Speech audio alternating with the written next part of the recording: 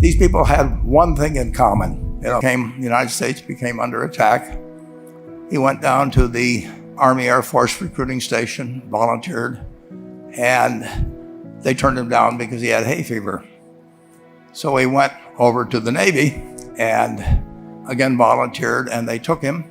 They put him on an aircraft carrier. He flew small flight airplanes during World War II, got 2 distinguished flying crosses from the Navy, and then he came back to the Midwest. So now we've got a young guy. Probably by this time he would be 23 or 24 years old. And the interesting thing is, he got back to the Midwest, and he actually kind of went from one job to another for a short period of, or not such a short period of time. And he finally became a used car salesman at a Cadillac dealership in St. Louis, Missouri. And at age 35, having moved up in the organization, the sales organization, he said to his boss, "Could I go into car leasing business with you?" The boss said, "Well, if you'll cut your salary in half and you'll come up with, I think it was $25,000, which he borrowed, we can become partners in a car leasing company." So my friend Jack started at age 35 in the car leasing business. And he had 7 cars. It was pretty slow. In fact, one of the things he did was whenever the phone rang, he let it ring 3 or 4 times so people would think that he was very busy answering other phones. And of course, it was the only call he was going to get all day. So his first venture was okay, but it wasn't really going to go anyplace. And there's a lesson in this for all of us. At age 40, he decided, with 17 vehicles, 17 cars, he was going to go into competition in the rent-a-car business. So now he's taking on Hertz and Avis and National and people like that who have hundreds and hundreds of thousands of cars. And he's got 17 cars, and his cars aren't any different than theirs. I mean, he's buying them from General Motors or Ford or Chrysler. And he can't get the airport locations. Those companies have them all sold up. But he was determined that he would basically offer the customer, can't offer him a different car, but he can offer them friendlier service than they've ever seen. And so he started a company. He named it after the battleship that he'd flown from in the Pacific, which was the USS Enterprise. And he died about a year and a half ago. But when he died, his rent-a-car company, starting with those 17 cars, was worth more than Hertz and Avis and all the rest of the rental cars put together. The man's name was Jack Taylor, and his son, Andy Taylor, is a good friend of mine, runs the business now. A grandchild is in the business. There'll probably be a 4th generation along the line. So this man in the United States, he didn't invent artificial intelligence. He didn't do anything that, just like Mrs. B selling furniture, I mean, that any one of us could have entered those businesses. But he lived by the creed, basically, of delighting his customers and working with people and establishing the relationship with them so that they in turn would want to delight the customers. He couldn't go out there and take care of every rental car possibility, but he learned how to project himself and his attitude toward his fellow man and his desire, to make a friend out of every customer. He managed to take very ordinary cars and turn them into this extraordinary business from virtually nothing.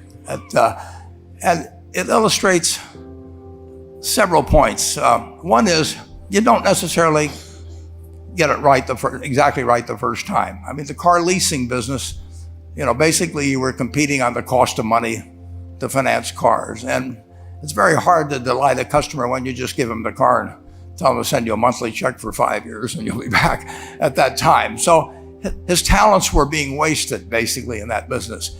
But at the age of 40, with all of that experience behind him. He found the golden key. He took a very ordinary business and turned it into an absolutely extraordinary operation, just like Mrs. B or Rose Blumpkin did with furniture. And he didn't worry about whether the Federal Reserve was going to tighten or ease. He didn't worry about whether the stock market was up or down yesterday. He didn't worry about the things he couldn't change, but he did focus on the one thing he could change, and that was the customer's experience. And I have seen the one that got away, Enterprise. I went down to Florida and tried to talk him into selling to Berkshire, and he was smart enough not to do it. Probably the value of the company has quadrupled since I made that visit. But he was smart enough to see that he would find that business. Henry Ford, as you may know, failed twice before he started the Ford Motor Company in 1903. I mean, the test isn't whether you get the greatest business idea in the world the first time out. The test is whether you keep learning as you go along what your strengths are and what you can do for your customers, what you can bring especially to the party. And to do that, you need the education that I know you've received through 10,000 small businesses, but you need a genuine desire day in, day out to delight the customer. I've never seen a business, and I've seen a lot of businesses, but I've never seen one that delights the customer that doesn't succeed. I mean, what you want is that customer the next day when they think, do I want to rent a car or do I want to buy some furniture? What goes through their mind? You know, it's the place where they've had a great experience. I don't know what I paid for this type. Actually, probably if somebody gave it to me, but for the purposes of this speech, I will say I have no idea. But or the shirt I'm wearing, or this, but I do know. I will remember how I was treated when I bought it. I mean, you long forget about the price, but you never forget whether you had a good experience or a poor experience with the purchase experience. And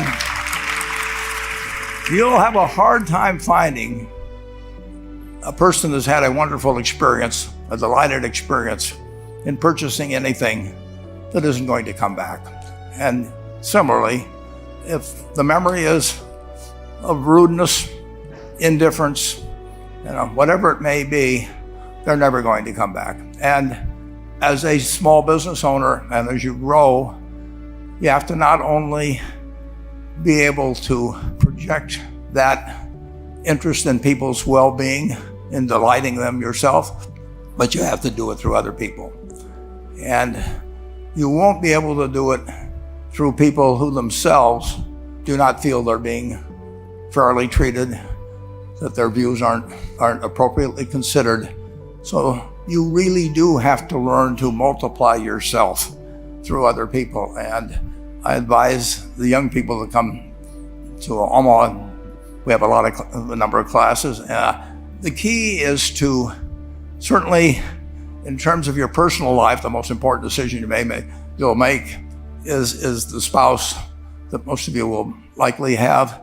And it's very important to surround yourself with people that are better than you are. You are going to move in the direction of the people you associate with. So you constantly, I've been enormously lucky in that respect. I mean, I've just had teachers and friends and a spouse that really was a better person than I was. And I had enough sense to learn from these people that life went better if you behaved better yourself. It took a while. So I advise you to seek out, as your partner in business, your partner in life, whatever it may be, look for the people that actually are examples to you rather than somebody that you think you need to straighten out yourself.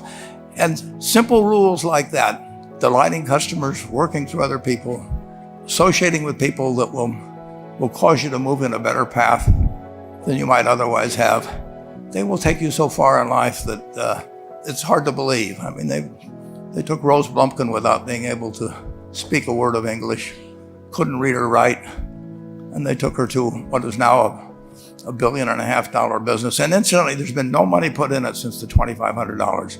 That's been the total capital paid into the Nebraska Furniture Mart.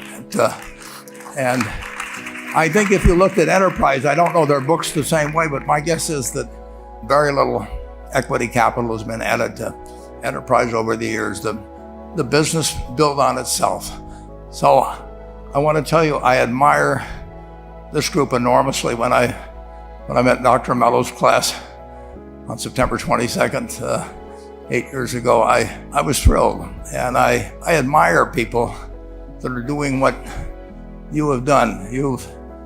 Working hard at your job at the same time, you took on an added, really, lot of hard work to further your skills. 99% graduate. I mean, it's a mind-blowing statistic. And I'm looking at 2,200 people here who I admire. I'm cheering for you, and I can tell you the best is yet to come. Thank you.